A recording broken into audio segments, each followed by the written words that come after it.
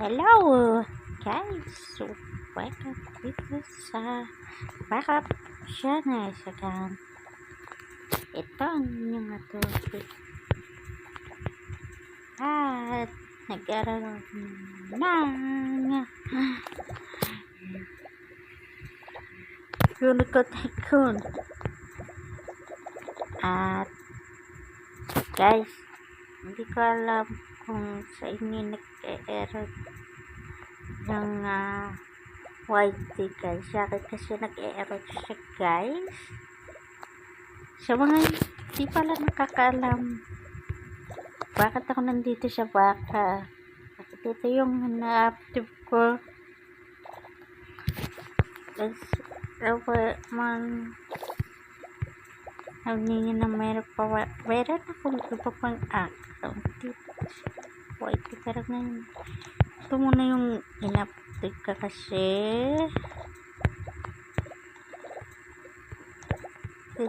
daapan. At sa mga nagtataka rin pala guys kung nasa na yung aking pinaka main account, kasi di naman dito yung main account ko. Ayan guys, nilibing na ng buhay ni YT. Dito kala ko na nangyari. Bakit biglang ni-remove ni YT?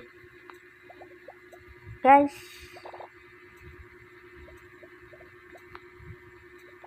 at taga guys,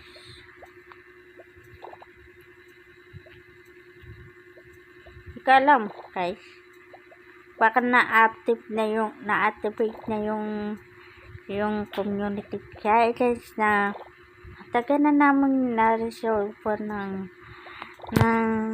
papa ko. Oh my god, may nag-request na naman dito. So yun, yung ibang channels ko na damay. Meron akong isang YouTube channel na hindi siya nadamay kasi hindi pa ulit-ulit pala yung content, kasi baka sa paulit-ulit sa content doon nagkakaroon ng problema ngayon sa YT. At sa palagay ko may nag-report din sa YT para ma-remove talaga yung channels ko. Pagkahirap guys, yun ilag talaga. At